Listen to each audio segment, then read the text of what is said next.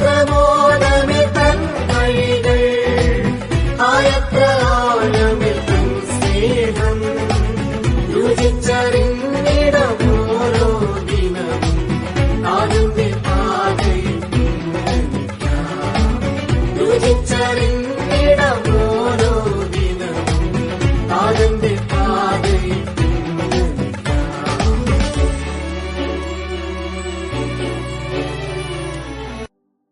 പാപക്ഷമയും ശുദ്ധീകരണവും പ്രാപിക്കുമ്പോഴാണ് യഥാർത്ഥത്തിൽ നമ്മൾ വിശുദ്ധ ജനമാകുന്നത്. So we have a holy God and there is a holy people. അതുകൊണ്ടാണ് നമ്മളെ വിശുദ്ധന്മാരെന്നൊക്കെ വേദോസം വിളിക്കുന്നത്, ഇല്ലേ? പക്ഷേ ഇവിടെ ഇത് രണ്ടും നടക്കണം. അതുകൊണ്ട് ഈ കാലയളവിൽ പാപക്ഷമയെക്കുറിച്ച് മാത്രമല്ല, പാപങ്ങളിൽ നിന്നുള്ള ശുദ്ധീകരണത്തെക്കുറിച്ച് കൃത്യമായ ടീച്ചിങ് നമുക്കുണ്ടാകണം. എൻ്റെ വാക്കുകൾ കേൾക്കുന്നവർ നിങ്ങളൊരു പക്ഷേ പാപക്ഷമ പ്രാപിച്ചവരാണെങ്കിൽ നല്ല കാര്യം. പക്ഷേ നിങ്ങളുടെ സകല അനീതിയും പോക്കി നിങ്ങളെ ശുദ്ധീകരിപ്പാൻ തക്കവണ്ണം ശക്തനാണ് കർത്താവ്. ഇനി നിങ്ങൾ കഴിഞ്ഞകാല ജീവിതത്തിലേക്ക് പോകേണ്ട കാര്യമില്ല. നിങ്ങളുടെ ജഡത്തിൻ്റെ മോഹങ്ങൾക്കനുസരിച്ച് നിങ്ങൾ ജീവിക്കേണ്ടതില്ല. നിങ്ങൾക്കൊരു വിശുദ്ധ ജീവിതം ജീവിക്കാൻ കഴിയും. പക്ഷേ ആ വിശുദ്ധീകരണത്തിലേക്ക് നിങ്ങൾ പോകണമെങ്കിൽ, ആ വിശുദ്ധിയിലേക്ക് നിങ്ങൾ പോകണമെങ്കിൽ നിങ്ങൾ ശുദ്ധീകരണം പ്രാപിക്കണം. സ്വർഗത്തിൻ്റെ ശുദ്ധീകരണം. അഗ്നി കൊണ്ടുള്ള, അഗ്നി എന്ന് പറയുമ്പോഴത്തേക്ക് നമ്മൾ കാണുന്ന തീ എന്നുള്ളതല്ല. അവിടെ എന്താണ്? സറാഫുകളുടെ ഒരുത്തൻ അഗ്നി എടുത്ത് അവൻ്റെ നാവിനെ ശുദ്ധീകരിച്ചു. ഇതുപോലെ സ്വർഗത്തിലെ അഗ്നി നമ്മളെ ശുദ്ധീകരിക്കണം. അപ്പോൾ ശുദ്ധീകരണത്തെക്കുറിച്ചുള്ള ഇനിയും പഠിക്കണം. പഠിക്കുക മാത്രമല്ല, ആ ശുദ്ധീകരണം പ്രാപിക്കണം. കർത്താവ് പാപം ക്ഷമിക്കുന്നത് അവൻ്റെ കൃപ, അവൻ്റെ കരുണ. പക്ഷേ തുടർന്ന് നമ്മൾ ജീവിക്കണമെങ്കിൽ നമുക്ക് ശുദ്ധീകരണം ആവശ്യമുണ്ട്. പന്നിക്കൂട്ടിൽ കിടന്ന മകനെ സ്വീകരിക്കാൻ അപ്പൻ തയ്യാറാണ്, അവൻ്റെ പാപത്തെ ക്ഷമിക്കാനും തയ്യാറാണ്. പക്ഷേ അവൻ്റെ പന്നിക്കൂട്ടിൽ കിടന്ന ജീവിതവും കൊണ്ട്, ആ വസ്ത്രവും കൊണ്ട് അവനൊരിക്കലും അപ്പൻ്റെ ഭവനത്തിൽ അകത്തേക്ക് കയറാൻ പറ്റില്ല. അകത്തേക്ക് കയറണമെങ്കിൽ അവൻ ശുദ്ധീകരണം പ്രാപിക്കണം, പുതിയ വസ്ത്രം ധരിക്കണം. മകനാണെന്നുള്ളതിൻ്റെ തെളിവായി അവന് പുതിയ മോതിരം കിട്ടണം. മകനാണെന്നുള്ളതിൻ്റെ സിമ്പലായിട്ട് അവിടെ മോതിരം ഇടിയിക്കുന്നത്. നീ മരിച്ചവനായിരുന്നു, നീ വീണ്ടും ജീവിച്ചിരിക്കുന്നു. Now you are my son. പാപത്തിൽ മരിച്ചിരുന്നവരായ നമ്മളെ സ്വർഗത്തിൽ ജീവിപ്പിക്കുന്നതാണ് ശുദ്ധീകരണം. ആ ശുദ്ധീകരണം കൊണ്ടാണ് അവിടെ God is a holy God, holy God, and we are becoming a holy people. ദൈവം, വിശുദ്ധ ദൈവം, നമ്മൾ വിശുദ്ധ ജനമായി തീരുന്നു. പിന്നെ എല്ലാം ഹോളിയാ, പിന്നെ എല്ലാം വിശുദ്ധമാണ്. We have a holy scripture. നോക്ക്, holy God, holy people, holy God, holy people, holy people, and we have a holy scripture. നമുക്ക് വിശുദ്ധ ജീവിതം ജീവിക്കാൻ ഒരു വിശുദ്ധ വചനം നമുക്ക് നൽകിയിരിക്കുന്നു. അതോടൊപ്പം നമുക്ക് we have given a holy spirit, പരിശുദ്ധ ആത്മാവിനെ നമുക്ക് നൽകിയിരിക്കുന്നു. എന്തിനാ? For a holy living. അങ്ങനെ ഹോളി ലിവിങ്ങിലേക്ക് നമ്മൾ പ്രവേശിക്കുമ്പോൾ ദൈവം പറയുകയാണ്, യെശയ്യാനോട് പറയുക, you have a holy mission. ഞാൻ നിന്നെ ഒരു ദൗത്യം പരമേൽപ്പിക്കുകയാണ്. പക്ഷെ ദൗത്യം പരമേൽപ്പിക്കണമെങ്കിൽ ആദ്യം he need to see the holy God, he need to become a holy person, and ദൈവ വചനം അവൻ കേൾക്കണം, ഹോളി സ്ക്രിപ്ചർ, ദൈവത്തിൻ്റെ ആത്മാവ്, holy spirit, holy living and A holy mission. ആത്യന്തികമായി പറയുമ്പോൾ ഇതെല്ലാം നമ്മളെ ചെയ്യുന്നതിനെന്നറിയാമോ? God wants us to lead to a holy city. ആത്യന്തികമായി നമ്മളെ ഒരു വിശുദ്ധ പട്ടണത്തിലേക്ക് കൊണ്ടുപോകാൻ വേണ്ടിയാ ഇതെല്ലാം ചെയ്യുന്നത്. വിശുദ്ധ ദൈവം വിശുദ്ധ വിളിയായിൽ വിളിച്ച് വേർതിരിച്ച് വിശുദ്ധ ജനമാക്കി. ഒരു വിശുദ്ധ വിളിയാണ് നമുക്കുള്ളത്. 2 തീമോഥെയോസിന്റെ ലേഖനത്തിൽ 1-ാം അധ്യായത്തിന്റെ 9-ാമത്തെ വാക്യം വായിക്കുമ്പോൾ അവിടെ എഴുതിയിരിക്കുന്നത്, അവൻ നമ്മെ രക്ഷിക്കുകയും വിശുദ്ധ വിളി കൊണ്ട് വിളിക്കുകയും ചെയ്ത് നമ്മുടെ പ്രവർത്തികൾ നിമിത്തമല്ല. വിശുദ്ധ വിളി കൊണ്ട് വിളിച്ചു. വിശുദ്ധ വിളി കൊണ്ട് വിളിച്ചത് തന്നെ വിശുദ്ധ വിളിയാണ്. Holy call. അവിടെ എഴുതിയിരിക്കുന്നത് എ ഹോളി കോളിംഗ്. അവന്റെ വിളി തന്നെ വിശുദ്ധ വിളിയാണ്. ആ വിശുദ്ധനായ ദൈവം വിശുദ്ധ വിളി കൊണ്ട് വിളിച്ചവൻ വിശുദ്ധ ജീവിതം ജീവിക്കണം. എന്തിനാണ് അങ്ങനെ വിളിച്ചത്? എഫേസ്യ ലേഖനത്തിൽ നമ്മൾ വായിക്കുമ്പോൾ അതിൻ്റെ 1-ാം അധ്യായത്തിൻ്റെ തന്നെ 4-ാമത്തെ വാക്യത്തിൽ നാം തൻ്റെ സന്നിധിയിൽ വിശുദ്ധരും നിഷ്കളങ്കരും ആകേണ്ടതിന് അവൻ ലോകസ്ഥാപനത്തിന് മുമ്പേ അവന് നമ്മെ തെരഞ്ഞെടുത്തു. നമ്മൾ പഠിച്ചുകൊണ്ടിരിക്കുന്ന കാര്യം അതാണ്. എന്തിനാണ് ദൈവം നമ്മളെ തെരഞ്ഞെടുത്തത്?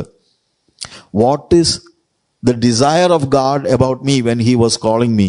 എന്നെ വിളിച്ചപ്പോൾ അവൻ്റെ വിളിയാലുള്ള ആശ എന്ത് എന്ന് ചോദിച്ചാൽ എന്താകണമെന്നാണ്. പാപിയായിരുന്ന എന്നെ അവൻ വിളിച്ചത്. അവൻ്റെ ഒരു ലക്ഷ്യമുണ്ട്. എന്താണ്? അവൻ്റെ സന്നിധിയിൽ നമ്മൾ വിശുദ്ധരും നിഷ്കളങ്കരും ആകേണ്ടതിന്. വിശുദ്ധ വിളിയുടെ ലക്ഷ്യം നമ്മളെ വിശുദ്ധരും നിഷ്കളങ്കരും ആക്കേണ്ടതിനാണ്. വിശുദ്ധ വിളി, വിശുദ്ധനായ ദൈവം തൻ്റെ വിശുദ്ധ വിളിയാൽ നമ്മളെ വിളിച്ച് വിശുദ്ധ ജനമാക്കുന്നത് നമ്മൾ വിശുദ്ധരും നിഷ്കളങ്കരും ആകേണ്ടതിനാണ്. ഇതൊക്കെ എന്തുമാത്രം നമ്മളൊന്ന് ധ്യാനിക്കണം. മുമ്പേ പറഞ്ഞ പോലെ മെഡിറ്റേഷൻ വേണം. ഇതിൻ്റെ ഓരോ ഭാഗങ്ങളും വായിച്ചാൽ നമ്മളങ്ങ് തുള്ളിച്ചാടിപ്പോവും. കാരണം അതുപോലെ ആഴമുള്ള അർത്ഥം വചനത്തിലുണ്ട്. ഒരു സ്പാർക്ക്, ദൈവത്തിൻ്റെ ആത്മാവും നമ്മുടെ ആത്മാവും തമ്മിലുള്ള ഒരു ഫ്യൂഷൻ ഉണ്ടായാൽ ഇതൊക്കെ നമ്മളങ്ങ് എൻജോയ് ചെയ്യാൻ തുടങ്ങും. ഇതൊക്കെ വായിച്ചു കഴിഞ്ഞാൽ എൻ്റെ ദൈവമേ എന്നാ രസമാണ്. നമ്മൾ രസമെന്ന് മലയാള വാക്ക് ഞാനങ്ങ് ഉപയോഗിച്ചെന്നുള്ളതല്ല, നമ്മളങ്ങ് എൻജോയ് ചെയ്യുകയാണ്. You are enjoying. വിശുദ്ധ ദൈവം വിശുദ്ധ വിളിയാൽ വിളിച്ച് നമ്മളെ വിശുദ്ധരും നിഷ്കളങ്കരും ആക്കേണ്ടതിന് വിശുദ്ധീകരിച്ച്, ആ വിശുദ്ധിക്കായി വിളിക്കപ്പെട്ടവരാണ് നാം. അങ്ങനെയുള്ള നമ്മൾ വിശുദ്ധിയിൽ വളരണം. അപ്പം വിശുദ്ധ ദൈവം വിശുദ്ധ വിളിയാൽ വിളിച്ച് നമ്മെ വിശുദ്ധരും നിഷ്കളങ്കരും ആക്കി വിശുദ്ധീകരിച്ചാൽ, എന്തിനാണ്? വിശുദ്ധിക്ക് വേണ്ടിയാണ് വിളിക്കുന്നത്. വിശുദ്ധരും നിഷ്കളങ്കരും ആക്കേണ്ടതിന് നമ്മളെ വിളിച്ച് വിശുദ്ധീകരിച്ചാൽ അവിടെ നമ്മൾ വിശുദ്ധിയിൽ വളരണം. അതാണ് നമ്മൾ കാണുന്നത്. വിശുദ്ധിയിൽ നമ്മൾ വളരുന്നു എന്നുള്ളതാണ്. We are a holy people. റോമലേഖനം 1-ാം അധ്യായത്തിന്റെ 3-ാം വാക്യത്തിൽ റോമയിൽ ദൈവത്തിന് പ്രിയരും വിളിക്കപ്പെട്ട വിശുദ്ധരുമായ എല്ലാവർക്കും എഴുതുന്നത്. ശരിക്കും പറഞ്ഞാൽ ബൈബിളിന്റെ ഹോളി ബൈബിൾ നമ്മൾ ശരിക്കും പഠിച്ചു കഴിഞ്ഞാൽ എല്ലാം വിശുദ്ധിയുമായിട്ട് ബന്ധപ്പെട്ട. എവിടെ നോക്കിയാലും വിശുദ്ധി വിശുദ്ധി വിശുദ്ധി.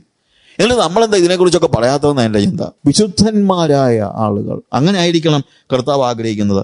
അങ്ങനെ നമ്മളെ വിളിച്ച് വിശുദ്ധിയിൽ ജീവിക്കാൻ, നമ്മളെ വിളിച്ചിട്ട് വിശുദ്ധിയിൽ വിശുദ്ധരും നിഷ്കളങ്കരും ആകേണ്ടതിന്, അങ്ങനെ വളരാൻ, അതിനാണ് വിശുദ്ധ വചനം നമുക്ക് നൽകിയിരിക്കുന്നത്. Holy scripture. എന്തിനാ?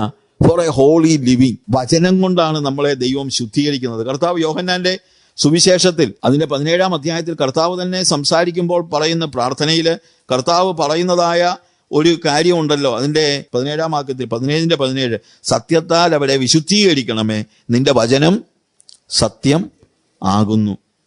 സത്യത്താൽ അവരെ വിശുദ്ധീകരിക്കണമേ. അപ്പം കർത്താവ് പറയാണ്, പിതാവേ അവരെ ഞാൻ വിളിച്ചു, വിശുദ്ധ വിളിയാൽ വിളിച്ചു, അവരിപ്പം വിശുദ്ധരാ, പക്ഷെ നീ വീണ്ടും അവരെ വിശുദ്ധീകരിക്കണം, അവർ വിശുദ്ധിയിൽ വളരണം, സത്യത്താൽ അവരെ വിശുദ്ധീകരിക്കണമേ. അപ്പൊ വിശുദ്ധീകരിക്കപ്പെടാനുള്ള മാർഗം എന്താ? സത്യത്താൽ. സത്യം എന്തുവാ? നിന്റെ വചനം സത്യമാകുന്നു. അപ്പോൾ വചനത്താലാണ്, സത്യത്താൽ വിശുദ്ധീകരിക്കണം, വചനത്താലാണ് നമ്മൾ വിശുദ്ധീകരിക്കപ്പെടുന്നത് എന്നുള്ളതാണ് നമുക്ക് മനസ്സിലാക്കാൻ കഴിയുന്നത്. എത്ര അത്ഭുതകരമായ ഒരു സാക്ഷ്യമായിട്ട് നമുക്ക് മനസ്സിലാക്കാനായിട്ട് കഴിയും. വിശുദ്ധി, holy God, holy people, holy scripture. എന്നാൽ അതിനോട് ചേർന്ന് നമുക്ക് നൽകിയിരിക്കുന്ന കാര്യമാണ് Holy spirit. Holy spirit, holy സ്ക്രിപ്ചറും ഹോളി സ്പിരിറ്റും. What are the foundations of Christian life എന്നുള്ളതിനെക്കുറിച്ച് ക്ലാസ്സുകളൊക്കെ എടുക്കുമ്പോൾ ഇവിടെയും ആഫ്രിക്കയിലൊക്കെ എപ്പോഴും ഞാൻ പറയുന്ന 2 കാര്യങ്ങളുണ്ട്. There are 2 foundations. അതൊരു ഫാക്റ്റാണ്. First foundation is the holy scripture. നമ്മുടെ അടിസ്ഥാനം എന്ന് പറയുന്നത് ദൈവത്തിൻ്റെ വചനമാണ്. ആ വചനമാണ് ഹോളി ലിവിങ്ങിനെ കുറിച്ച് നമ്മളോട് പറയുന്നത്. Holy scripture tells you what is holy life. വിശുദ്ധ വചനം വിശുദ്ധ ജീവിതം എന്താണെന്ന് നമ്മളോട് പറയുന്നു. പക്ഷേ ആ വിശുദ്ധ ജീവിതം ജീവിക്കാൻ നമുക്ക് ശക്തി വേണം. ഹ്യൂമൻ പവറിൽ നമുക്കത് ചെയ്യാൻ കഴിയില്ല. അതുകൊണ്ട് He has given us the Holy Spirit. അതുകൊണ്ട് ദൈവം നമുക്ക് പരിശുദ്ധ ആത്മാവിനെ, പരിശുദ്ധ വചനം പറയുന്ന വിശുദ്ധ ജീവിതം ജീവിക്കാൻ ശക്തി പകരേണ്ടതിനാണ് പരിശുദ്ധ ആത്മാവിനെ നമുക്ക് നൽകിയിരിക്കുന്നത് എന്ന് നമുക്ക് മനസ്സിലാക്കാൻ കഴിയുന്നത്. Holy Scripture tells you what is holy life, and Holy Spirit help you to live that holy life. Holy Scripture and Holy Spirit, ഇത് രണ്ടുമാണ് ഒരു ഹോളി ലൈഫിന് നമ്മളെ പ്രാപ്തമാക്കുന്നത്. പരിശുദ്ധ വചനവും പരിശുദ്ധ ആത്മാവും. വചനത്താൽ അവിടെ വിശുദ്ധീകരിക്കണമേ എന്നാ പറയുന്നത്. സത്യത്താൽ അവിടെ വിശുദ്ധീകരിക്കണമേ, നിന്റെ വചനം സത്യമാകുന്നു. എന്നാൽ ആ വചനത്തോടൊപ്പം എന്തുകൂടെ വേണം? പരിശുദ്ധാത്മാവും വേണം. We need the holy spirit. പരിശുദ്ധാത്മാവ് അനിവാര്യമാണ്. ആ പരിശുദ്ധാത്മാവും കൂടെ ഉള്ളപ്പോഴാണ് പരിശുദ്ധ ജീവിതം ജീവിക്കുവാൻ നമ്മൾ മനസ്സിലാക്കുന്നത്. അങ്ങനെയാണ് നമ്മൾ ശുദ്ധീകരിക്കപ്പെടുന്നത്. നമ്മൾ 1 തെസ്സലോനിക്കർ 4:3 വായിച്ചല്ലോ, കർത്താവിൻ്റെ ഇഷ്ടമോ നിങ്ങളുടെ ശുദ്ധീകരണം തന്നെ. ആ ശുദ്ധീകരണത്തിന് വേണ്ടിയാണ് ദൈവം തൻ്റെ പരിശുദ്ധാത്മാവിനെ നമുക്ക് നൽകിയിരിക്കുന്നത്. 1 തെസ്സലോനിക്കരുടെ ലേഖനം 4-ാം അധ്യായത്തിൽ അത് മുഴുവനായിട്ട് നമ്മൾ താഴോട്ട് വായിക്കുമ്പോഴത്തേക്ക് നമുക്ക് മനസ്സിലാക്കാൻ കഴിയുന്ന ഒരു കാര്യം, 1 തെസ്സലോനിക്കർ 4-ാം അധ്യായത്തിൽ നമ്മൾ ജാതികളെ പോലെ ആകരുത്, വിശുദ്ധീകരണത്തിലും മാനത്തിലും താന്താൻ്റെ പാത്രത്തെ നേടിക്കൊള്ളട്ടെ എന്ന് പറഞ്ഞിട്ട് കൃത്യമായിട്ട് 7-ാം വാക്യത്തിൽ പറയുകയാണ്, ദൈവം നമ്മെ അശുദ്ധിക്കല്ല വിശുദ്ധീകരണത്തിനത്രേ വിളിച്ചത്. പാപത്തിൽ ജീവിക്കുന്ന മനുഷ്യനെ വിളിക്കുന്ന കാര്യം വരെയൊക്കെ നമ്മൾ പറയുന്നുണ്ട്. നീ വാ, നിന്നെ കർത്താവ് നിന്റെ പാപം നീ മോചിക്കും എന്നൊക്കെ പറയുന്നുണ്ട്. അത് പറയണം, അത് ബേസിക് അടിസ്ഥാനപരമായ കാര്യമാണ്, അത് പറയണം. പക്ഷേ അവിടെ കൊണ്ട് നിർത്തുന്നതായി പ്രശ്നം. അതുകൊണ്ടെന്താണെന്നറിയാമോ? സഭയെ വന്നു കഴിഞ്ഞാൽ, പാപമോചനം പ്രാപിച്ചെന്നും പറഞ്ഞ് സഭയെ വന്നു കഴിഞ്ഞാൽ പിന്നെയും പാപത്തിൽ ജീവിക്കുന്നവരാ. പക്ഷെ അതിനല്ല ദൈവം നമ്മളെ വിളിച്ചത്, ശുദ്ധീകരണത്തിന് വേണ്ടിയാണ്. പാപങ്ങളെ ക്ഷമിക്കും, അനീതിയെ പോക്കും, അല്ലെങ്കിൽ അനീതിയിൽ നിന്ന് വിടുതൽ നൽകും, അല്ലെങ്കിൽ നമ്മുടെ പാപ ഇച്ഛകളിൽ നിന്ന് താല്പര്യങ്ങളിൽ നിന്ന് വിടുതൽ നൽകും. അങ്ങനെ ഒരു വിശുദ്ധീകരണം, ദൈവത്തിൻ്റെ ഇഷ്ടം നിങ്ങളുടെ ശുദ്ധീകരണമാണ്.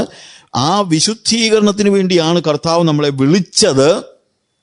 ദൈവം നമ്മെ അശുദ്ധിക്കല്ല, 7-ാമത്തെ വാക്യത്തിൽ ദൈവം നമ്മെ അശുദ്ധിക്കല്ല വിശുദ്ധീകരണത്തിന് അത്രേ വിളിച്ചത്. ദൈവം വിളിച്ചത് തന്നെ അതിനു വേണ്ടിയാണ്. ദൈവം വിളിച്ചത് നിനക്ക് കാറ് തരാനും വീട് തരാനും ഒന്നും അല്ല. നിനക്ക് ഒരു വീടില്ലെങ്കിൽ ചിലപ്പോൾ കർത്താവ് വീട് തന്നിരിക്കും, പക്ഷെ അത് നിനക്ക് മാത്രമല്ല, അത് ഇവിടുത്തെ എല്ലാ ആൾക്കാർക്ക് സൃഷ്ടി എന്ന നിലയിൽ ദൈവം ഒത്തിരി കരുണ കാണിക്കുന്നുണ്ട്.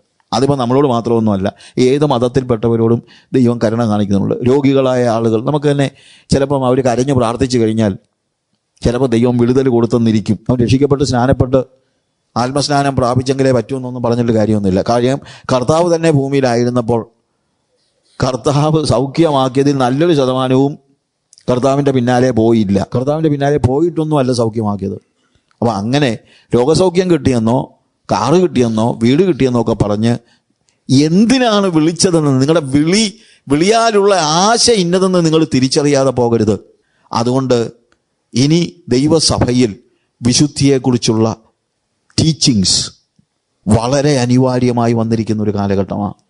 പാപക്ഷമയെക്കുറിച്ച് മാത്രം അല്ല, ദൈവത്തിൻ്റെ ഇഷ്ടമോ നിങ്ങളുടെ ശുദ്ധീകരണം തന്നെ. ദൈവം നമ്മെ അശുദ്ധിക്കല്ല വിശുദ്ധിക്കത്രേ വിളിച്ചത്. 8-ാമത്തെ വാക്യത്തിൽ ആകയാൽ തുച്ഛീകരിക്കുന്നവൻ മനുഷ്യനെയല്ല തൻ്റെ പരിശുദ്ധാത്മാവിനെ നിങ്ങൾക്ക് തരുന്ന ദൈവത്തെ തന്നെ തുച്ഛീകരിക്കുന്നു. അതായത് ദൈവം നമ്മളെ വിളിച്ചത് വിശുദ്ധിക്ക് വേണ്ടിയാണ്. അതിനെ തുച്ഛീകരിക്കുന്നു ഇന്ന് പറ്റുന്നതാണ്.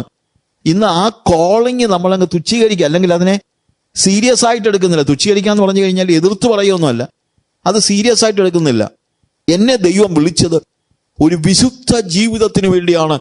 ഞാനൊരു വിശുദ്ധ ജീവിതം ജീവിക്കാൻ ദൈവത്തിൻ്റെ വചനം എനിക്ക് നൽകിയിരിക്കുന്നു, ദൈവത്തിൻ്റെ പരിശുദ്ധാത്മാവ് എനിക്ക് നൽകിയിരിക്കുന്നു എന്ന ബോധ്യത്തോടെ ആത്മനിറവിൽ ആത്മശക്തിയിൽ പാപത്തോട് എതിർത്ത് നിൽക്കുന്ന ഒരു ജീവിതം, അങ്ങനെ ഒരു സീരിയസ് ലൈഫ് എടുക്കാത്ത ആളുകളോട് പറയാണ്, നീ എന്താ ഇത് സീരിയസ് ആയിട്ട് എടുക്കാത്തത്? നീ സീരിയസ് ആയിട്ട് എടുക്കുന്നില്ലെങ്കിൽ, അതാണ് തുച്ഛീകരിക്കുന്നു എന്ന് പറഞ്ഞു കഴിഞ്ഞാൽ അത്രേ ഓർത്താൽ മതി. If you are not taking it very seriously, God has called you for holy living.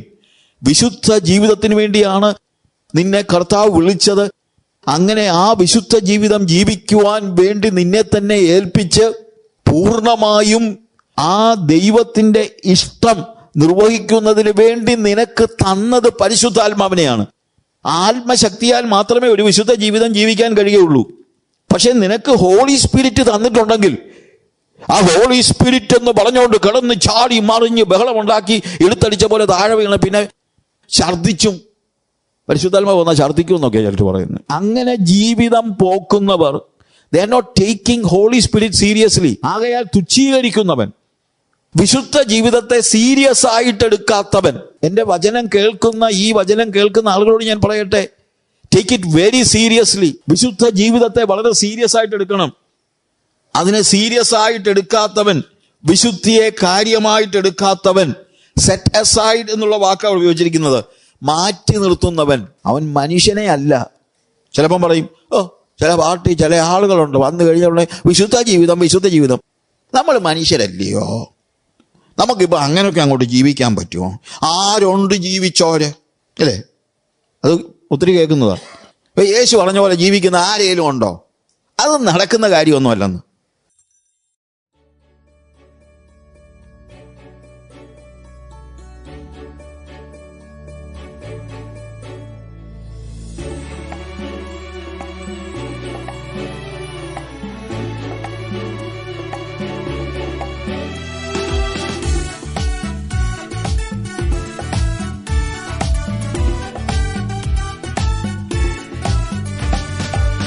യേശുവിൻ സ്നേഹമത്ര മാധുര്യമേ വർണ്ണിപ്പാനാരാലും സാധ്യമല്ല. നാൾതോറും നൽകുന്ന നന്മകളോർത്താൽ നന്ദിയല്ലാതൊന്നും ചൊല്ലാനില്ല. നാൾതോറും നൽകുന്ന നന്മകളോർത്താൽ നന്ദിയല്ലാതൊന്നും ചൊല്ലാനില്ല. ആയത്ര മോദമേ തൻ വഴികൾ, ആയത്ര ആഴമിൽ തൻ സ്നേഹം, രുചിച്ചറിഞ്ഞിടം ഓരോ ദിനവും നാഥന്റെ പാതയിൽ പിൻഗമിക്കാം. രുചിച്ചറിഞ്ഞിടം ഓരോ ദിനവും നാഥന്റെ പാതയിൽ പിൻഗമിക്കാം. യേശുവിൻ സ്നേഹമത്ര മാധുര്യമേ വർണ്ണിപ്പാനാരാലും സാധ്യമല്ല. നാൾതോറും നൽകുന്ന നന്മകളോർത്താൽ നന്ദിയല്ലാതൊന്നും ചൊല്ലാനില്ല. നാൾതോറും നൽകുന്ന നന്മകളോർത്താൽ നന്ദിയല്ലാതൊന്നും ചൊല്ലാനില്ല.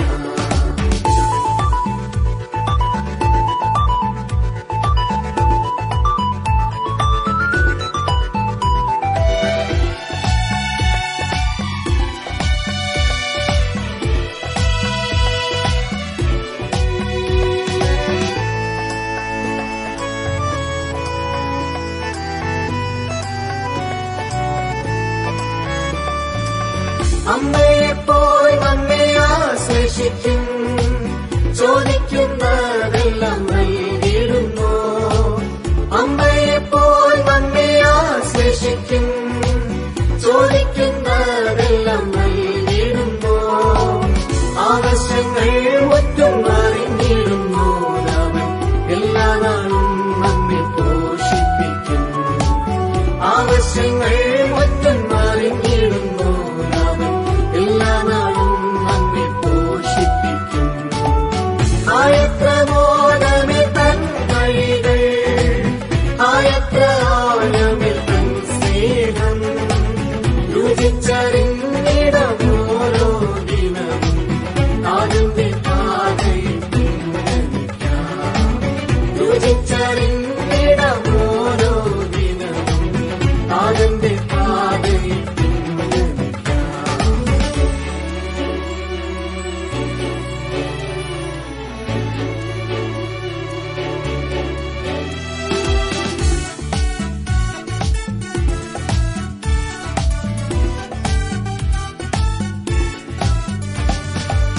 രോഗവും ദുഃഖവുമേറി വന്നാൽ ആശ്വാസം പകർന്നിടും അരുമനാഥൻ.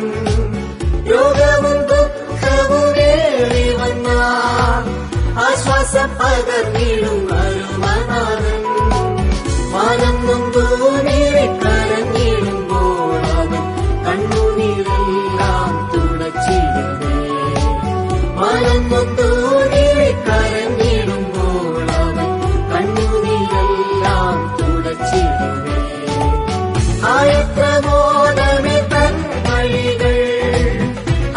യാത്ര